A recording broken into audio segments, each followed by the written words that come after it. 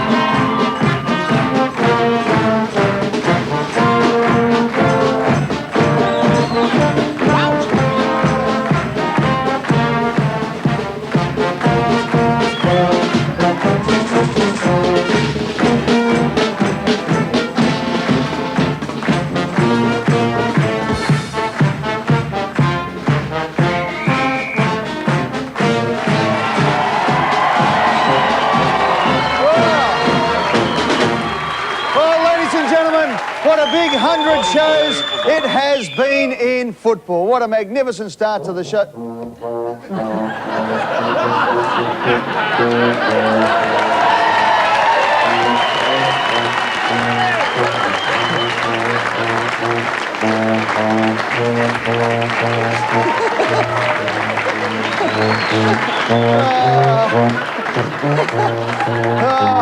100 shows into it, I'm still being upstaged by somebody in the crowd. Here we go. All right, after all that, ladies and gentlemen, welcome to the 100th edition of the Footy Show. Let's get right into it, and we have tried our best to recreate the panel from our very first show. And, of course, the man who led off at the end of the panel, the first show we had, was, of course, Douglas Hawkins. Go on, you Hawk.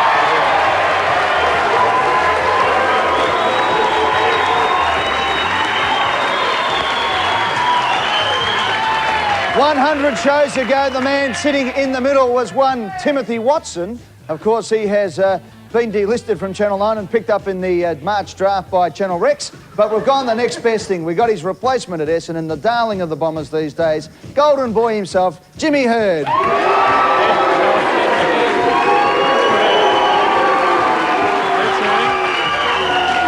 And of course, the man who, when I introduced him at this time 100 shows ago, was just known as a goal kicker, and most people thought he was a really nice guy, the Hawthorn captain, Jason Dunstall.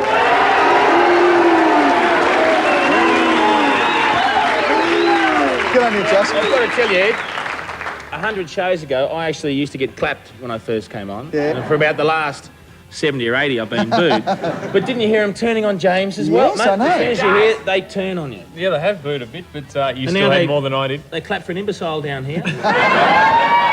And they clap for an arrogant bloke over here. And let's get into him now, because let's introduce the man who, well, he was known as Mr. Sam Newman once upon a time. Of course, now he is one of the biggest men in show business. Let's hear it for John Sammy Newman.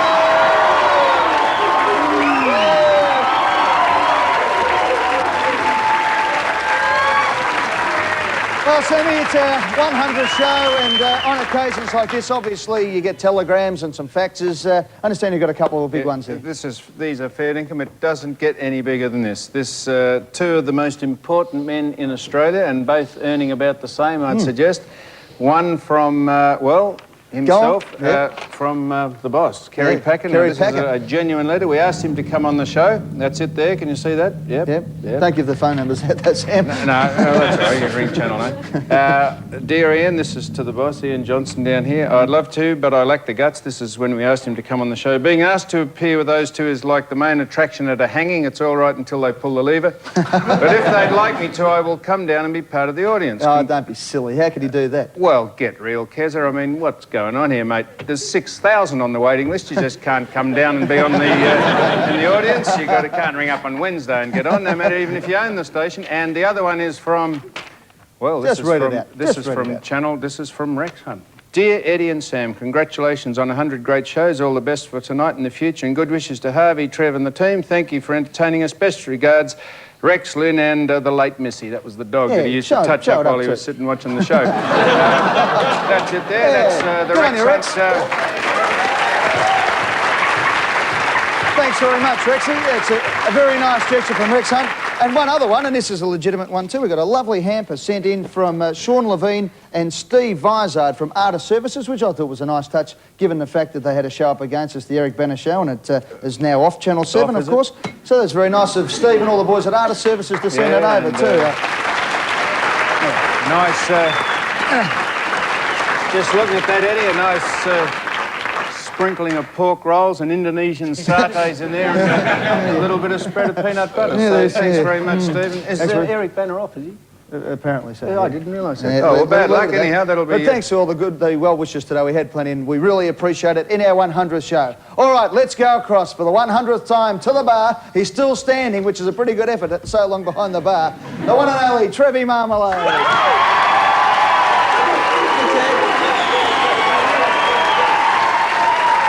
Indeed, Ed. Huge week. Lovely to be back here. Huge week, of course. I've got Tiger fever. I've caught the mania. Yeah. You've seen Tiger Woods on the weekend. Absolutely sensational stuff. How far does he hit the ball, Sammy? Unbelievable, isn't it? It's fantastic. It's absolutely awe-inspiring, really, isn't it? Well, what about your long game, Trev? My long game, Ed, is not that long, but I've got to say my short game is one of the shortest in the world. Other news this week, we see there was a survey asking people about voluntary euthanasia. And 68% said yes, they support it, and of those, half were Geelong supporters. and Geelong, you know, beaten by Port, go stand at the back of the world. That's it. Go on, go on. More about all that later in the show, of course. And tonight, in the Super Box, we've invited back some of our favourite special guests throughout the year, or the years, really, over the 100 shows. And let's welcome them tonight. And from left to right, let's hear it, first of all, for the one and only, what an impact he had, Warwick Capper!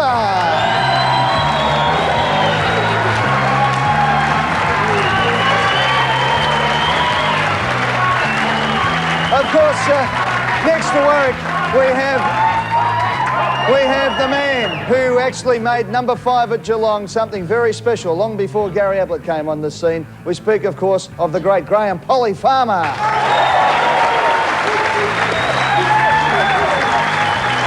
Alongside Polly Farmer, we have a man who was probably the only person in 100 shows who left Sam Newman speechless. I speak, of course, of the man who he thinks we're only babies because we're 100 because he's 102, Edward Fielding. Good on you, Edward. Great to see Edward there.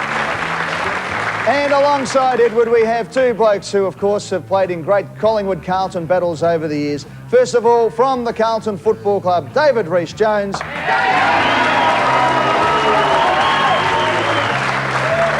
And the pretty boy himself, down from Brisbane tonight to join us, Jeff Rains. Go on, your Rainsy. All right. And it wouldn't be an occasion, of course, fellas, an occasion of special significance in the world of sport without having, of course, the special shot from above. We see it every time there's a big game on, the Whitman's Blimp, and we have the Whitman's Blimp tonight.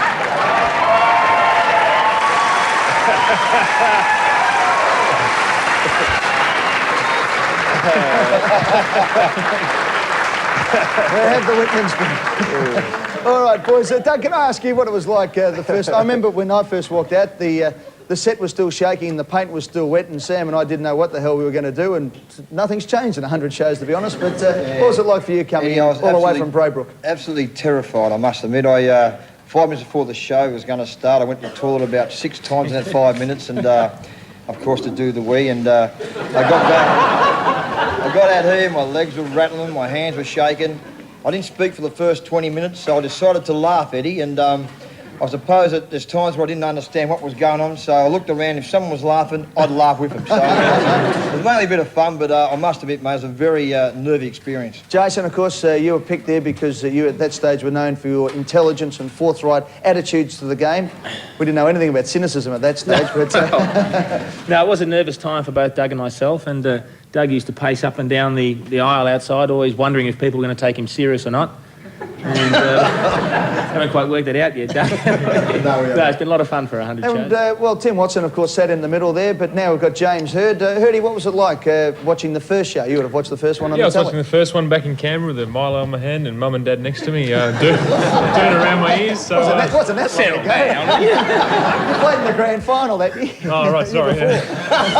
I was actually sitting at home with a couple of mates, a few beers. Does that make you feel any better? It does. Look, I was just watching and wondering what Tim Watson was doing to his hair, if you remember those days. That's right, He had it slicked back and it really was an awful sight, but he's obviously kicked on to, well, not bigger and better things, but other things. Sam. Sam, what about you, mate? Do you remember much of it? You were doing the wee, were you, Doug? Just out the back there? As opposed to doing the poo, was it? I mean, what I else did would both, you matter be- of fact, so. And, well, I think we had, in the pilot, we had Gav Wanganeen on, didn't he? Yeah, he was here for the first show. Couldn't shut him up. Yeah. Didn't he, Tom? And we thought, is this really what we're going to do? Yeah. I mean, would we have guests on like Gav? But he was fantastic, and I remember we sat on fruit boxes, and we had no script, just as the pilot. And the audio worked that day, I remember, and never worked since. But other than that, it's been... And Timmy, we had Timmy Watson now. Did we ask Timmy to... Did we ask Timmy to come on tonight? Did we put a request We in? sent an invitation out to Tim, but he didn't. He hasn't responded. Would we Well, ask, he mightn't have got it. did we ask Rex to ask him if he could come on? Or No, Timmy but Warner? Maybe you can ask Rex. Your name's Timmy, you get a gig down there. 2 Timmys. Well, he could come on, surely, couldn't he? Who, Rex? No, Bill. He's Ben, and Bill and Ben, Oh, the flower come pot on, men. enough of that. Let's get on No, with that show. he was fantastic, and we thanked him for actually putting us on the map. Tim was a very important member of our An first year. An integral part of it. Yeah, and Tim's gone on to Channel 7. Good luck to Tim. And yeah, let's hear it for Tim Watson. Yeah, let's hear it for Tim. All right, Trent, before we go to the first team, Trevor Marmalade. I still can't figure it out. I mean, who did Tim sleep with to get off this show? All right, let's have a look at the first game. It is Friday night at the MCG. Melbourne versus the Western Bulldogs. And the Bullies have been in fine form. Let's have a look at the side, the Melbourne side, first of all. And there's a new player there. We have got Stephen Tingay coming back into the side, and of course Anthony McDonald, 183 centimetres, 24-year-old utility, who's had stints with the Hawthorn and Carlton reserves. So good to see he's in the side. And going out, Leon Shelley and Smith both injured. Of course, Smith has that knee injury, and well, it was just another bad one for poor old Stephen Smith, who seems to be able to find injuries wherever he goes. Lost by 8 points last week against the Sydney Swans, which was an awful lot better as opposed to what happened against Collingwood the week before. Neitz kicked 3, Lovett, Lyon and Uze 2 each, and Gary Lyon finally played his 200th game. Smith will miss the next 6 with that knee injury, and Pesh is out. He was tested tonight, got through. Leon Shelley has got a neck injury, and he is out of the side. The last time these two teams met, Melbourne won 94-67, so by 27 points. The Western Bulldogs are 2-1 after the disastrous start with the lockout at the Optus Oval. They're in 4th spot. They'd beaten Richmond, one of the favourites this year, by 19 points. Darcy kicked 4 and Minton Connell 3. The ins and outs there for the Footscray side. Watts and Sir in. Scotty Wind out with a broken hand, and Cook has been omitted from the side after only having one go at it. Yeah, the midfield at the Western Bulldogs have been fantastic over the last couple of weeks. I mean, I say that Rowan Smith, Brad Johnson, Leon Cameron back this year. Didn't play much footy last year, he's been in great form. And of course, the angry ant, Tony Liberatore, has been fantastic over the last couple of weeks. A big loss, Scotty Wine out of the ruck. Jim Stein's been playing very well for the Melbourne side, but the Western Bulldogs up forward, Simon Mintle-Connell's been very, very good for him. Simon Mintle-Connell. Simon Do that all the time there. Colin. And Hudson's been great too. Paul Hudson's been very, very well in the forward line. And the Western Bulldogs are going very, very nicely at the moment, and they should beat Melbourne, in my opinion. Doug, we've had Footscray training at Essendon for the last 2 or 3 weeks occasionally, and they look to be a club that's very close together. Their players are training very hard, look to be very enthusiastic. Is that something that's tried to be pushed into the players just to get close? And they've got all these teams going on, and we've been very I very think, careful Jimmy, to watch I think what they're doing. with Terry Wallace now, he really has put that into the players to make it a really tight outfit. I look at the success that we've had at Footscray back in the 80s. We're always a very close side, and Jason would know, playing in a lot of grand finals, the sides that are playing great in grand finals are very, very close sides, and I think that Footscray now are working very close to that area. And bad news for Melbourne fans. Craig Turley has officially announced his retirement after the back injury put him out of business. He's been replaced on the list by Nathan Bassett from South Australia, who's been on the rookie list. Boys, a tip, Chase? Well, it's going to be a tough one. I agree with Doug. I think the Bulldogs are playing very well and they have a strong work ethic under Terry Wallace. But I think Melbourne, apart from their poor performance against Collingwood, have also played very well and they might just sneak over the line. Yeah, I agree. I think Melbourne will win. All right, so 2 Western Bulldogs and... 2 Melbournes and 1 Western Bulldogs, Sam? Well, Melbourne are looking better in defeat these days, Eddie. They're getting defeated regularly, but they're looking much better than the first pasting. Well, they won the first game, but the second pasting they got. So I think they'll lose, but they'll look fantastic while they're getting better. I reckon they will. They have won 1 game. In fact, every team in the AFL has won 1 game. It's the first time after 3 rounds of football since 1979 that all teams have had 1 victory on the board. OK, before we go to the break, what we'll be doing going into each ad break tonight to celebrate our 100th show is to reminisce and look back on some of the great highlights of the Footy Show. This one is one, of course, that we could never forget. Other than our very own Trevor Marmalade this week was announced as the Moomba Monarch along with the one and only Essendon coach Kevin Sheedy. Let's hear it for the boys.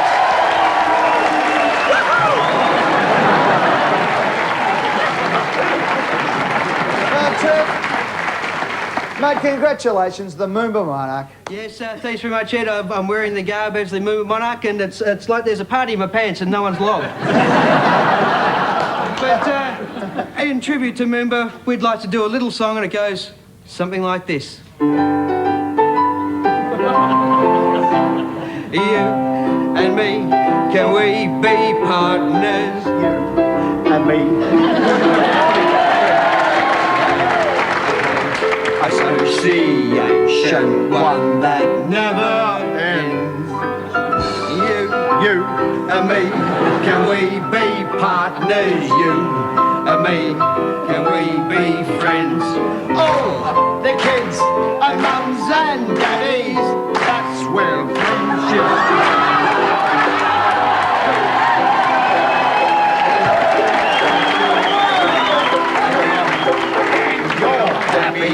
Be a really cheerful chappy, be like me and the king, for it's a proper thing.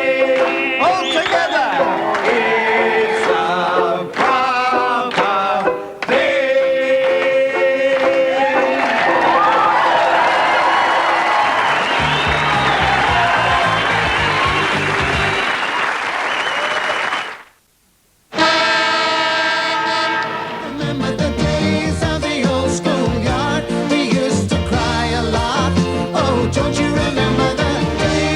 OK, Bruce, it's time to pick our team. Now, we're pretty charitable here at Channel 9. Why don't you go first? Who do you pick? All absolute champions, all very special players of the game. Rexy, Sam. Just pick Bruce. OK, Rex. I'll take Sam, and I need a comedian. Think I'll have Trev. Comedian. Mike Sheehan. Jason. Jared Healy. Dermot. Bobby Davis, he's special. James. Timmy Watson. There's only 2 left, Eddie. Why don't we toss for them? Tails. Heads it is. That laugh will never work on television. We'll take Dipper. OK, David, come on then. Come on and stop that.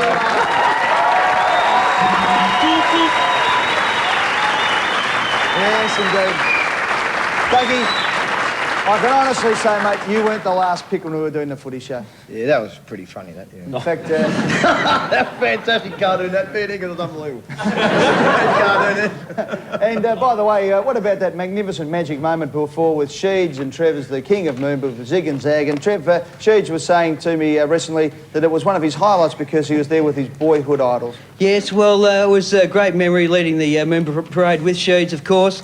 But it can be a two-edged sword working with your childhood idols. For instance, my idol when I was a kid was Mr. Whippy, but it's never been my ambition to drive the van.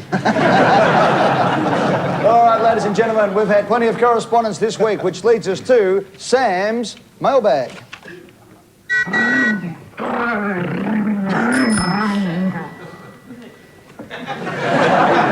Now, we've had some crap over the 4 years, Eddie, but this would probably take the buttered confection. This was Grant, Michael and Peter from Warrnambool have sent this in. Actually, they brought this in themselves in a cab, and disappointingly enough, the cab driver still had the vacant sign on, so that'll give you an idea. This is James Hurd's football team, and we're going to do it from the backs. Is this after what happened with James? This is after his first aid handset? Sue Ridge, yeah. Grant, Michael and Peter have clubbed together and they've come up with this. This is the back line. Blew his ass off, bend over our soul. Half-backs, Phil McCracken, A. Ness and Wayne King. Centres, Hugh Turris, G-spot. He's in the centre G-spot now. I've never known where he's played all those years. So G-spot's in the centre. And Michael, yes. Mickey's in again. Mickey's in, he was picked up in the draft. Mickey Hunt, he's in. Half forwards, Wayne Kerr, Ivor Biggin and P. Ness. Forwards, Jock Strap, Huge G. Rection and I.P. Daly. The rucks, and this is just a youth, just a first gamer, Master Bates. He's very handy, they reckon. Yes. C-Man, yeah. And why not? Thank you. Interchange, G-string, M potent and S not. S not, yes, not. Yeah. Coach is KY Jelly. Coming into the side is C-Man and Wayne Kerr. And going out is E Nuff, he was omitted, and Bernie's ass off, he was injured. So that's a contribution from Warrnambool. Well, obviously, must be school holidays from Warrnambool University there, isn't it? The boys have put their heads together. They put their collective thinking caps on. How many toilets do you reckon they had to go round to find out all those on the back of the doors? Just doing a wee, of course. Barney McCusker. This is, I know Barney, I think he's a doctor down there. This will give you an idea. Well, the doctor's ship's going down there. This is from Mount Gambier. Given your considerable influence here, could you please arrange to have this week's game between the Crows and Port Power transferred from Football Park to the MCG? We, people in South Australia, would like to see one of our teams win in Melbourne. That's fair enough. Good idea. And just an update, Oh, God, strike me up, I've got it. No, I've got it here. Yeah, this is it. Just an update. Last week we mentioned that there was a flag missing. David Robinson of Moe had his flag pilfered from the MCG. Well, look, you wouldn't believe it, the network of Footy Show followers, they've actually sent it in. There it is, Dave. That's we found it for you, mate, so we'll post that back to you down in Moe. It was worth the effort, wasn't it? Yeah, it was worth the effort. Why would you bother? But that's about how well the Demons are going.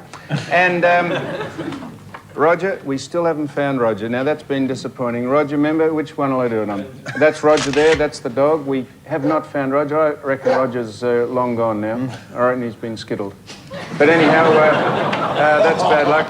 And also, we didn't find Roger. And Eric from Dorcas Street, we never found his show either from last week. So now we've got lookalikes. Yes. These are the lookalikes. Now, first up is Carlton's cuddly football manager, Cole Kinnear, and Sesame Street's Ernie. And let's see how similar Richmond's David Burke is to Ernie's partner, Bert.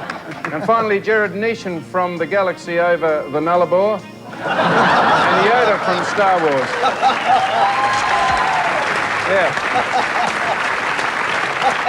All right. Let's have a look at the next game. Saturday night at Subiaco, West Coast Eagles take on the Hawthorn Football Club. We've got an Eagles supporter in the audience tonight. OK, let's have a look first of all at the West Coast Eagles lineup. And the West Coast Eagles have made one change with a new player, Nick Stone, a defender from Claremont, 24 years of age, so an old debutant, 186 centimetre, comes in for Metropolis, who has been omitted. And there's the West Coast Eagles side, won by 40 points in the local derby, or derby as they like to say in Western Australia, against Fremantle last week at Subiaco. Philip Matera kicked 4, Sumich, Banfield and White kicked 2 each. Malthouse said after the game, we were able to hold their game and develop a bit of ours. They had 3 more kicks, but 29 more handballs did the West Coast Eagles. And their long kicking game is evident by the fact that they had 124 kicks beyond 40 metres, and only 33 under 40 metres. So they're really starting to go long and going hard at it too, with 17 hardball gets. In fact, they had the ball inside 50 metres on 53 occasions, the West Coast Eagles. The Hawthorn side, in comes Condon and Taylor, while Plattner's out injured and Pritchard has been suspended. And Jace, what did you think of that suspension for a trip for a 200-game player who hadn't been rubbed out before? Yeah, obviously very disappointing from our point of view, Ed, and I think it raises a couple of questions as well. I mean, a guy like Darren Pritchard, who hasn't been suspended in 200 games and 10 or 11 years of league football, gets a week for something like tripping, and all the other guys that went up for various offences all got 2 weeks for striking. I mean, there seems to be, I don't know if they're distinguishing between the offence and the severity of the offence, Doug? Yeah, be careful, Judge. You can't say much Well, more I than can't, that. but I'm asking the question. I mean, does it stand for anything having an unblemished record? Jason, the tribunal's not the only thing you're upset about at the moment. They're the umpires. You sort of don't seem to be. Why is that? Oh, we're just talking about it before the show, Jason. We were sort of talking about the umpires and the fact that we thought that maybe a few of the decisions throughout the last 3 weeks have been a bit controversial. I'm glad you brought that up, James. And there has been an article in one of the papers. Where one of the umpires' advisors has stepped down from his job. I like this game. This is put words into other people's mouths. No. Now, we were talking about the umpires, and you asked me what I thought of them, and I thought they're doing a very serviceable job. You said they were ordinary. Well, you did. Somebody else did. It wasn't me. Trev, what do you reckon? Gee, are there any jobs going for umpires' advisors? I could be an umpire's advisor. Piss off. The Hawks got up by 12 points last week against Brisbane, and one of the fancies, of course, the Brisbane Lions. And as Sam said a couple of weeks ago, they've picked up not only the Lions players, but also their game plan, because they're struggling a little bit. It was a great win for the Hawks. It was an important win for us to beat one of what you would call, I guess, the top 4 sides. You expect them to be in the top 4, but, you know, we probably should have won by a lot more. We wasted a lot of opportunities, but having said that, Brisbane also played below their capacity as well. Now, you've lost 6 of your last 7 interstate, and the Eagles have won their last 12 at home, so the odds are against you at the minute. Well, the odds are, but, I mean, over the years we have won quite a few times over there, and we have beaten the Eagles. They're a very good side. The thing that's always impressed me about the Eagles is they don't rely on 1 or 2 players. They're a very even side, but, you know, if you put enough pressure on them, you never know what might happen. All right, and good luck to Mitchell White, who plays his 100th game. Boys, a tip for this match. West Coast Eagles by probably 10 or 15 goals. Yeah, I have to go. Doug's been getting into Hawthorn for the last half an hour, Jason. I think West Coast will win as well, Jason. Thank you. Hawks, obviously. No, Ed, I'm going to tip Sam. I'm tipping the West Coast, but this is the biggest selling thing in Western Australia. This is an Eagles calendar, and this is just sensational. You can buy this from the West Coast Eagles. All the stars that play, Ben Cousins, Chad Morrison, Andrew Donnelly, Brendan Fuster, and you want to see the torsos in there, Jace. I know you reckon you're... Well, I'll show you a few, yeah. Have a look at that. Would that make you turn? That would make you turn, that. And you ever turned, Ed? No, it hasn't. Did I ever mention before there's a whole new world on the other side? You have mentioned it a few times. Did I? Yeah. Yeah, you and Roland have mentioned Look at it, that. actually. Look at that. Just with that provocative zip, just a fraction undone, and the old blue-veined hooligan in there somewhere. That is the best. That is the biggest selling thing. Get it from the West Coast. I'm sure it is. It's And I knew I let you go sensational. one page too many there. Let's go to Trev for some sanity. Trev. Yes, well, if you miss out on one, that's the great thing about calendars. There's always next year. Okay, let's go to the break with another memory from the preceding 99 shows. And who could forget the time? And remember that Channel Rex have done everything in their power to novel this show. They've stopped us from having game vision. They've stopped us from doing the interviews. Who could ever forget the night when Channel 7 stopped us from even showing the faces of our very own players? Tonight, in a Footy Show exclusive, we can reveal that police are now investigating Craig Kelly to see whether or not his pinchy on David Mensch wasn't in fact an assault. Let's go out live now to Craig Kelly and find out the latest. And of course, Ned, looks like you're another Ned Kelly who the coppers are after, mate. Mate, I can't believe it. What I mean, it's part of the game. Surely I should be allowed to do the pinchy pinch. I mean, the next few weeks when I play against Jason, I'm going to do exactly the same thing. Well, let's go across to Jason now. And Jason, what do you think about having to face the pinchy pinch? Oh, he'll try everything, Ned. He's getting a little bit slow, so he's trying to accommodate other ways to get around it now. You would be petrified, mate. You are absolutely petrified if I get the pinchy pinch happening. And of course, Dermot Brereton, you might have to face Craig Kelly in another battle between the Hawks and Collingwood when you get out the centre half forward and Ned's moved out on you. Oh, well, it doesn't really bother me playing on cement head. That's the biggest, weapon he's got to his, arsenal. So, look, whatever he can muster up isn't good enough. So, good luck to him. Now, Ned, we don't mind that with the other players, but not Gary Lyon. Oh, yeah, but mate, he wouldn't mind, actually. He's so soft, it doesn't matter. So it'd be all right. I just hope Ned doesn't pinch me on the arsenal. It's a nice, tight arsenal, mate. Don't worry about that. Tell you what, I don't know what looks worse, the back of Ned's head or the front.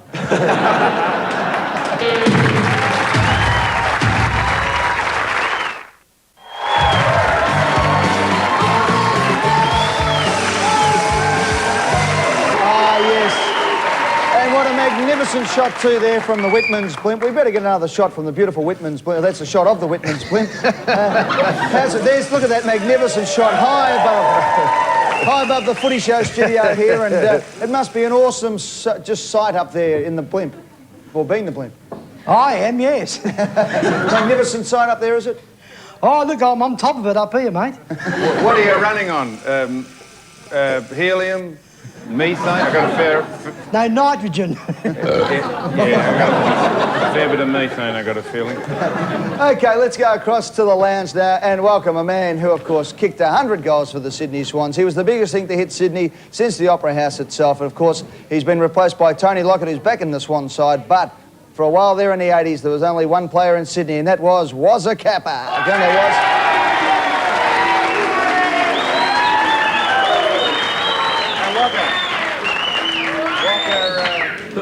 I want to ask you, Walker, is what have you and Polly been chatting about? That would be fascinating, interesting and listening. Have you had anything in common at all with the great man? What have you actually chatted about while you've been sitting next to him? Kicking goals.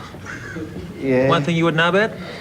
No, I wouldn't know about kicking goals, Walker, and still going with the leopard skin, mate. That seems to be the fashion these days as we cruise towards the 21st century. Yeah. What about the ring? The ring? A bit recipe? Yeah, is that, you've borrowed it from Joanne? Nah, Indiana's, that is. Hey? Indiana's. It's the daughters. Now, can I ask you, you've run into a bit of trouble. That's his daughter. Indiana. Son, is it? Son or your daughter?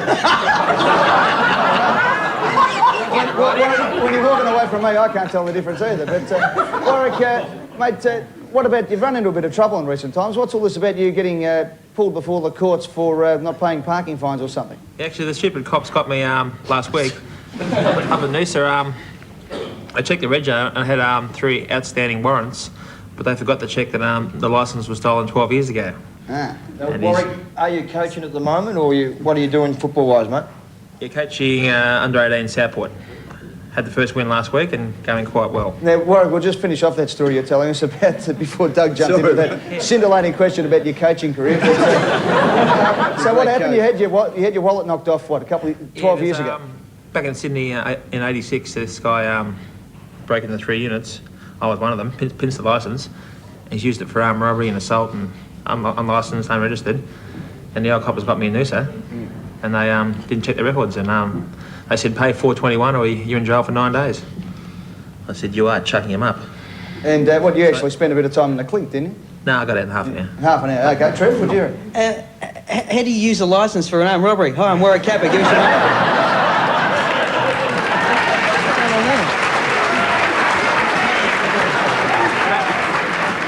Don't clap me, I didn't use it, he did. But he got busted. That's how smart the cops are. Now, Warwick, how's things going in life in general, mate? Yourself and Joanne, of course, everything going nicely? Yeah, you like that, Jeff? Yeah, things are going well. Did a movie yesterday called Raw. Raw? Is that R-O-A-R or R-A-W? R-A-W. You did it yesterday? Yeah, had 15. Not a long movie, obviously, Warwick.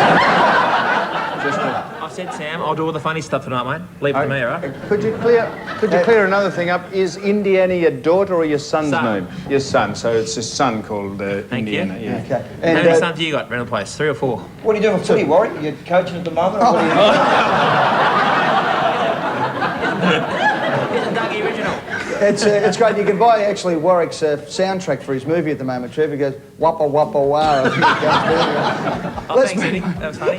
Go on, mate. That's all right. You'll get that one day. It'll come back in there, Warwick. But anyway, let's move on. Let's move on to a man who was an absolute legend of the game. Talk about going from the ridiculous to the sublime. And I'm not having a crack at you there, Warwick. Of course, we love you, pal. But the great Polly Farmer's with us tonight. Go on, Paul.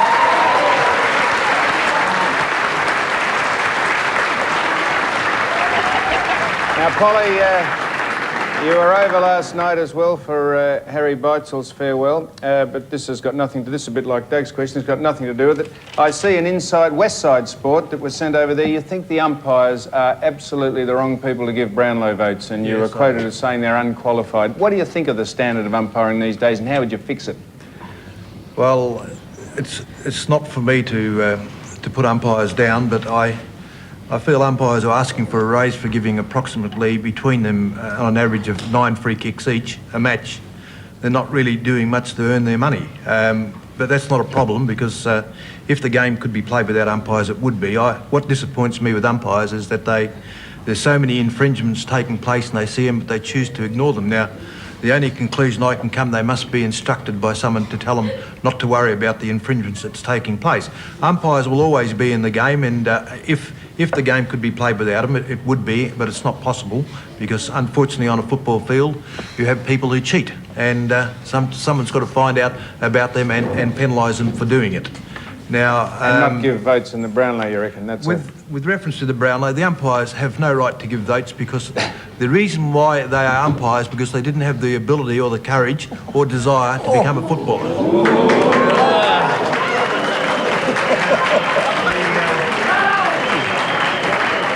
I would really like to see all our umpires play some sort of Australian rules football.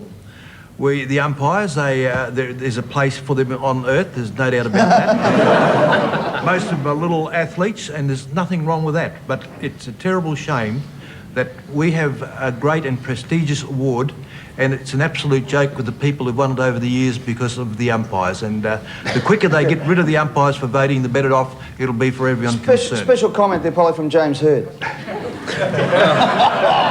Look, Polly's someone who's done everything in football and probably is more qualified to talk about that sort of thing than I am. I totally respect his opinion on that and other judges. Well, while we're on that subject, Ed, my memory might be lapsing, short-term memory, but did you open up saying it's not for you to put down the umpires, Polly? That's a fair rip you've given. True, what do you reckon? Well, look, I'm in a position to do it without hurting anyone. Yeah. Players are not allowed to put umpires down.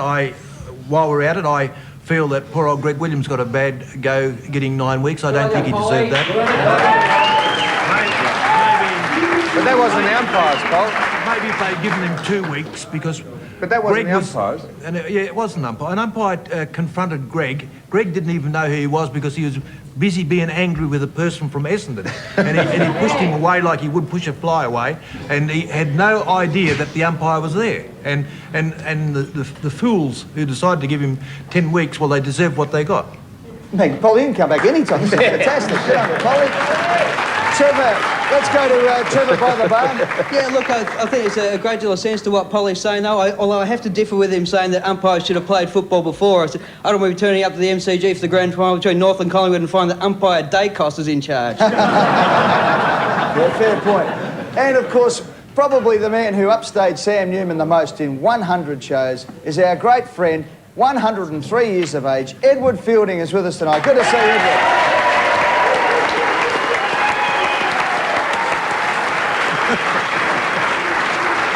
Tickle your ass with a feather, Edward. Which one? Edward. He's over there. Edward. How are you, son? How's everything going? That's who, Sam. That's me, mate. Everything all right? That's who, Sam. Yeah. Edward. Yes. It's me. Your old China, Sammy. How are you? Edward. Good on you, Edward. Let's hear it for Edward. He's 102, not 103, but Edward, thanks very much for joining us again tonight. Bloke. Good on you, Sam. You're a good bloke, he said. Good on you, Edward. Let's hear it for Thanks very much, Edward. We'll speak to Reece and Rainsy a little bit later on when we have a look at Carlton and Collingwood. Boys, before we have a look at the next game, a point that Polly Farmer brought up, which has to do with one of the players, Stuart Lowe, last week. Now, he was clobbered by Scotty Burns, who copped 2 weeks at the Tribunal. It happened right in the goal square. Now, there's 3 umpires there, obviously.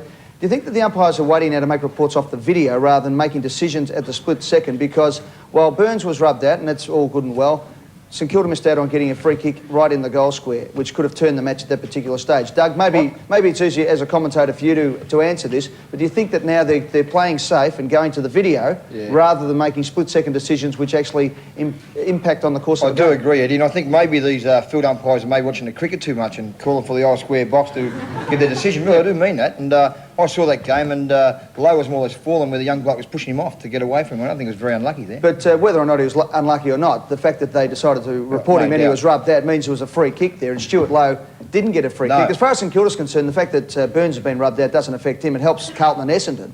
But on the day itself, it could have cost St Kilda the game. It might be a bit harsh, though, Ed. I thought that's only one incident. It was a little bit in the pocket. It wasn't right in the goal square, so it wasn't a certain. But it wasn't a free kick. But Collingwood did get a goal from the clearing kick from Brown eventually. But I'm just saying that there haven't been too many reports made actually in the course of play. They've all been. Well, I think it gives them a bit of a luxury to sit back and have a look at it once the heat of the game's cooled down. And that's why the video's there, because umpires will and people will always miss situations like that. You can't be perfect in what you do. That's right. Yeah, but what I'm saying is that now they're sort of saying, well, rather than make a mistake, we'll go to the video. Okay, let's have a look at the next game. Anyway, St Kilda versus Sydney, and what a big game this is. And as much as it hurts to say, St Kilda were magnificent last week in beating Collingwood in the last quarter, came from behind. It was all right, I said it was beautiful. Shut up, will you? Let's have a look at the St Kilda lineup. And Traianardes is back, and Thompson for the St Kilda side. Zilla has been rubbed out for 2 weeks, and Lappin has been omitted from the side that beat Collingwood by 7 points. Maggie's led by 15 points at one stage midway through the last quarter before the Saints came marching in one more time. They've been fantastic in this game, and the hard ball gets. St Kilda had 21 to Collingwood's 25, but significantly, in the marking contests, in particular, these are pack marks, 14 pack marks St Kilda to Collingwood's 8, and the two stars, Heatley and Everett, took 3 each, and at the end of the day, it was Heatley and Everett who kicked 6 to Everett and 5 to Heatley that made the difference for the St Kilda side. So the fact that St Kilda were able to get it up and take those big grabs with the telling difference at the end of the game. A great 12-point turnaround for Nicky Winmar. It was probably the match of the play of the day. He cleaned up Shane Watson, put him out of business, and Watson was playing well for Collingwood at that stage.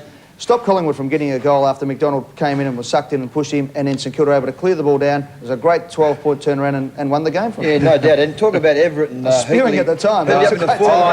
You wouldn't be dirty on this, would you? No, not at all. No, I thought it was great. I thought Nicky did the right thing. He cleaned up, and he cleaned up Watson, hip and shoulder, and then sucked McDonald in. And they was able to stop Collingwood from getting a certain goal because it was a 50-metre penalty. Straight away turned it round. 12-point turnaround in the 7-point game. Nicky Winmar, well done. There's a guy down that forward line too, Eddie, named Barry Hall. Got plenty of fire in him. I tell you what, he makes a few of those fellas stand very, very tall, let me tell you. All right, well, let's have a look now at the Sydney side. And the big fella's back. Big Plugger's back in the side. He comes in with Dyson, who's been able to fit his football commitments in with his work commitments. Bayes is out injured, and as we saw there, Wilson has been omitted from the side. They beat Melbourne by 8 points. Kelly kicked 2 and Stevens 2, and Rodney Eade said, for whatever reason, we stopped in the second quarter and they got a run on. But at the end of the day, they were still able to get up. They are in 13th place. They've had 1 win from 3 matches. Boys, what sort of a difference do you reckon Tony Lockett will make? He holds the record, incidentally, for St Kilda against the Swans with 15 goals.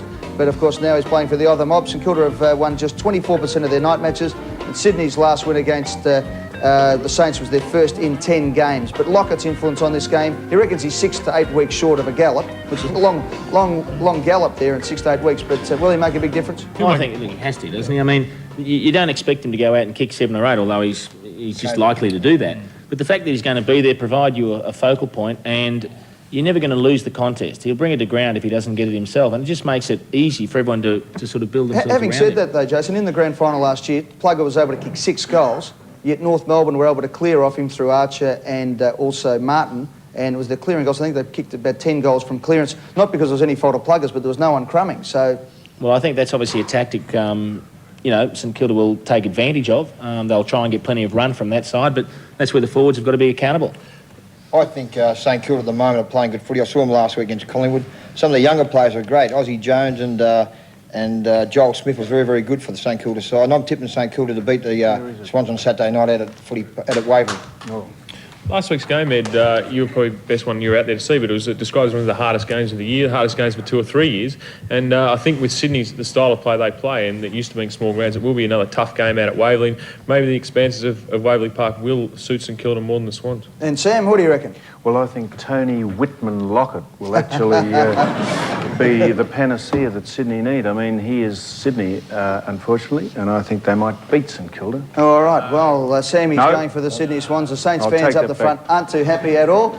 But, of course, Sydney and St Kilda have brought some great memories. And cast your mind back to when Plugger was playing for the Saints and one of the great magic moments that we captured on our Footy Show spy camera. Here it is. And, of course, the big story of the week, apart from football, was something that did happen on the football ground, but it was one of the most extraordinary things I think anybody here on the panel has ever seen before. And that, of course, was in the Sydney Swans game at the weekend when somehow a pig was let loose on the ground. Here we are. We have got actually exclusive amateur vision. This is it actually happening. They're the two culprits at the front there who have let the pig onto the field. And, of course, the pig had number 4 on it and Plugger, which was a bit harsh on poor old Tony. Yeah, he wasn't too happy with that when they put it on. He's feeling rather insulted, but... Pretty sleepy, though. Yeah, only a little suckling. But it's interesting, no one could have a crack at him here. They're a little bit tender. Until Darren Holmes, number 31 there for the Sydney Swans, dived in and saved the day so the play could go on. And we, as I've just said there, we had exclusive vision of the amateur vision there behind the goals. Now let's go out to the man who saved the day and caught the pig himself, Darren Holmes. Good on you, Darren. Let's hear it for Darren, ladies and gentlemen. Oh, Holmesy, that was fantastic. Some catch there, mate. Have you had some experience in that before? Only at nightclubs, Ed. Now, mate, the big question... Yeah, all right, Holmesy. I suppose the big question now is what happened to the pig? Well, mate, you know what they say, finders keepers. Went putting up for this kid tonight. Now we get stuck into it.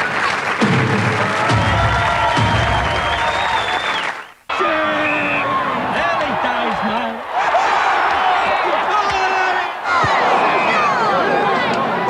Football, as we know it, has changed. The battle lines are drawn. The state now stands forever divided. But no matter what changes, one thing will always remain the same. West End draft. Well, it's not life or death, is it, mate? Nah, mate. It's more important.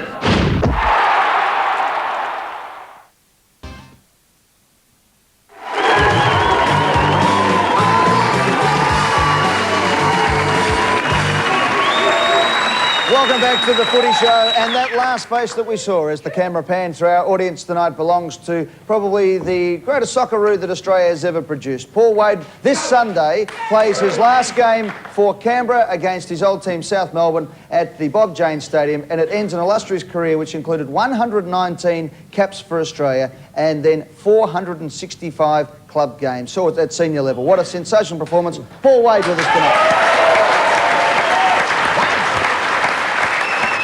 And, Wadey, I must ask you, one of the great moments, of course, was the time that you took on the man renowned as the best player in the world, in Diego Maradona, and gave him a hiding. Yeah, well, I guess it's everybody's dream, you know. You grow up in the southeastern suburbs of Melbourne and you go up against probably the greatest soccer player ever to play the game in Diego Maradona. And I don't know, a lot of people say I did beat him.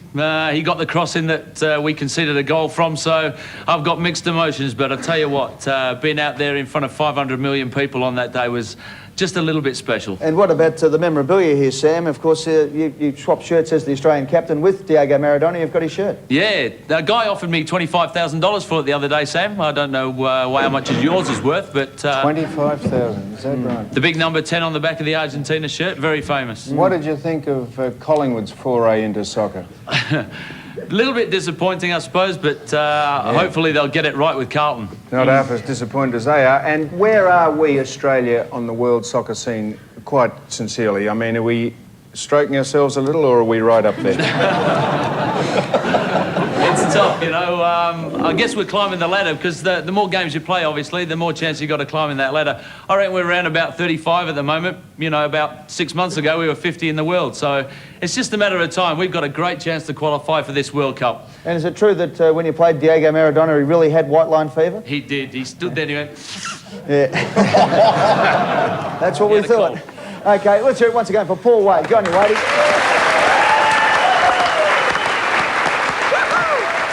Let's get back to the footy now. And I'll tell you what, it might not mean a whole lot in Melbourne, it may not mean a whole lot in WA, but boy, has it got Adelaide jumping. And Trev, we'll go to the teams in a second. You've got something to add? Oh, yes, it's a classic encounter, 10th versus 14th. Unbelievable, isn't it? It is a sensational encounter, though, because it is the big one. The local derby for the first time. Adelaide takes on Port Adelaide. Yeah. Wow.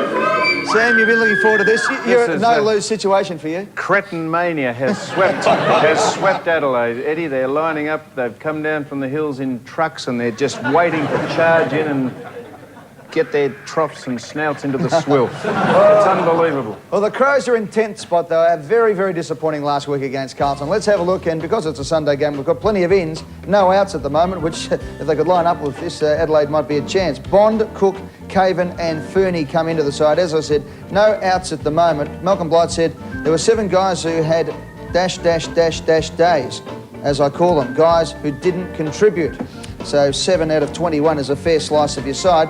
The Crows led by 17 points at half-time against Carlton, and David Parkin said after the game it was probably one of the worst Carlton sides that he's actually put out on the field because they were just so undermanned with injury, and yet Carlton in the M&M Guernseys were able to get up by 28 points. The Port Adelaide side, different story altogether. They are absolute riding high at the moment. Daniels, Eagleton, James, Carr and Figott come into the side. Poole is out suspended, and we found out during the week and at the tribunal that Poole plays with one eye. So I'll ask the boys in a moment about that. He's only got vision in one eye. But what a fantastic performance, Port Adelaide. And Sam, you'd be very, very happy to know that at the moment Port Adelaide have inflicted yet another defeat on the Geelong side for a side, an interstate side, an expansion side, because since 1987, Adelaide, Brisbane, Fremantle, West Coast and now Port Adelaide have all defeated Geelong in their first encounter against the club in their home state. Oh, well, what a magnificent stat you've got. Well, at there least we haven't been beaten by St Kilda yet, Eddie, so... Well, but seriously, Port Adelaide was a magnificent performance. Yeah, it certainly was, Eddie, and I want to make one statement there.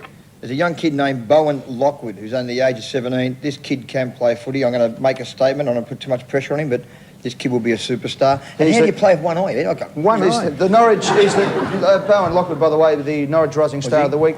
But yeah, the tribunal has found out that Poole has vision in only one eye. What colour is it? No, well, I don't know what colour it is. It's not brown, is it? No. Hey? Is it? No, we know the sun shines out of yours, Sam, but no. He's actually got a stained glass eye.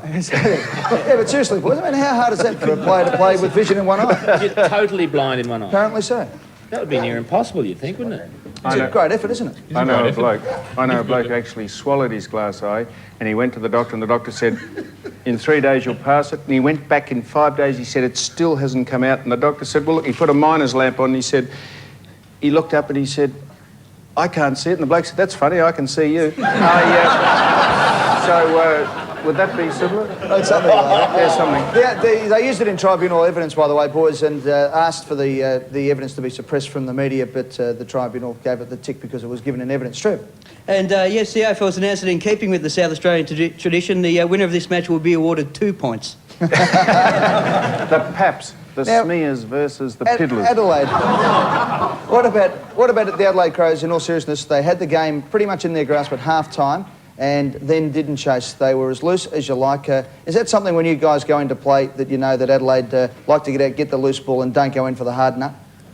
Well, I would never give them ammunition like that, Ed. Well, the stats say in hard ball gets, Carlton had 17, Adelaide had 8, and in loose ball gets 109 to 86, which means when Carlton get the ball, they don't chase, and when the ball's there to be got, they don't go in for it. Well, perhaps they thought they'd done the hard work and they took the finger off the pulse, but that's obviously a very disappointing finish for them. It is, yeah. It often happens in games, though, when you get a bit of a break, that you do relax, and that's probably what happened to Adelaide, and they let Carlton back in front of their home crowd, which you just can't because do. you'd relax against Carlton at Optus Oval, wouldn't you? I'll pass on this one, Ed, thanks. I don't want to comment too much on this one. Well, what do you mean you're not playing them anymore? Well, I think Adelaide were under the pump with a few comments last week by Malcolm Blight, which were, I suppose, a little bit tough. Then again, I think Malcolm really meant it. That he was the worst ruckman ever. I mean, just probably that quarter, you know. So, I mean, I really do believe that Adelaide win this game. And I think with Kim Costa back in the side last week with a bad knee injury, I'm tipping the Adelaide Crows. They can't afford to lose it. the Crows. They cannot afford to get beaten by the newcomers. Port Adelaide. Port Adelaide, so 2 Crows and a Port Adelaide, Sam. I think the game's incidental, Ed. The crowd will be the main attraction. Anything could happen. I reckon they could just nail down the state after this one. And what about $750 a scalpers are already asking for tickets, apparently? Yeah, and that's just for scalps. Okay. Sorry, James. He just said Adelaide to win by 80 points, but he was being smart about tipping Port Adelaide. All right, boys. And this is a pretty good trivia question. Troy Bond is playing for one side, Shane Bond playing for the other, so the boys playing in the derby against each other. So that's a pretty good effort for the Bond lads. So well done. Big game, Adelaide versus Port Adelaide. Let's have a look at the next game. It's Geelong versus Essendon. But all footy show fans unite and in universal acclaim, Billy Brownless is back in the Geelong side.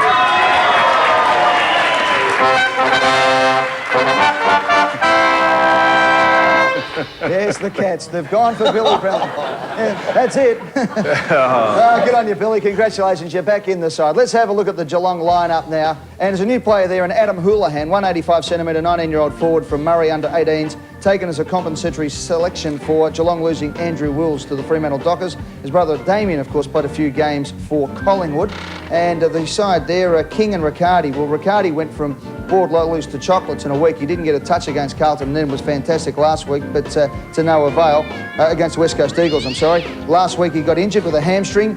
King's out with an ankle. Sanderson, Brownless, Snell, McGrath and Pickering come into this Geelong side that were beaten by 39 points by Port Adelaide at Football Park. Let's quickly go to the Essendon side now. New player here, and James, you can tell us all about Tim Williams. What's he like? Yeah, he's a tall, probably 6'5", full forward from Western Australia. Very good player, very good mark, and look, he'll play a lot of games of league footy, and yeah, it's good to see him in the side. 191 centimetres from East Perth. The other players coming in. Fraser, good to see Mark Harvey back in the side, because all reports he's been absolutely bleeding being played in the reserves. Is that right? He has. Well, he's played one game in the reserves this year, and Harves is a very competitive bloke and doesn't like playing in the reserves, so it's great to have him back for all sorts of reasons. But Ed, look, all these stats you've been presenting to us over the last, few weeks, well, it's just been fantastic. But now no longer you'll have to search for those stats, because they're in a new book by David Whedon, our assistant coach out at Essendon, and look, it's a fantastic book. And just a quote from Dennis Pagan about the book, and this book removes the mystery and shows how it's done. So everyone go out and buy it and learn about statistics. Okay. Statistics.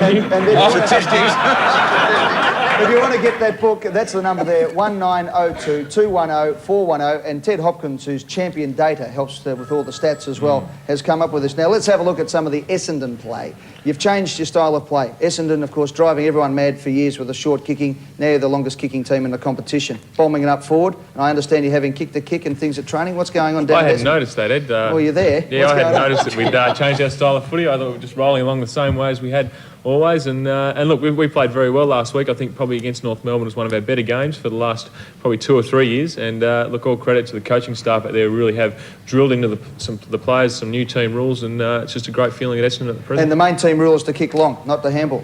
Oh, you're saying that, Ed, not me. The stats show it. Oh, well, the stats show it, and that's the way it is. And what about the fact we're only playing 3 out of the centre square at bounces, Jim? Yeah, well, Sheeds is trying a few moves, but I think there was just some to do? lazy players, and one of them was me. Actually, I got a bit of a kick up the bottom for not getting in the centre square when I should have been in there, and Martin Pike was tagging me. And James, speaking of Sheeds, how do you go down to the club now and look him in the eye after you've seen him put makeup on and dress up and play zig and zag with Trev tonight?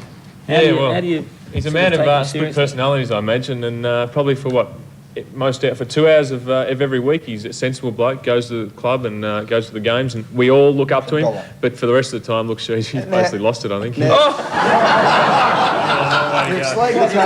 Now, come on, Golden Boy, be honest with all our audience. You can't lie to all these people. How bad's your ankle? You didn't get a kick after half-time last week. No, it's fine. Look, Martin Can't be Pike that fine. played very well in the second half, so I'll be back this week. All right, quickly a tip, a one-word tip from you, Doug. Bombers. Chase? Essendon if James plays. That's a big if, is it? Well, if you saw him limping around the room before. Geelong if James plays.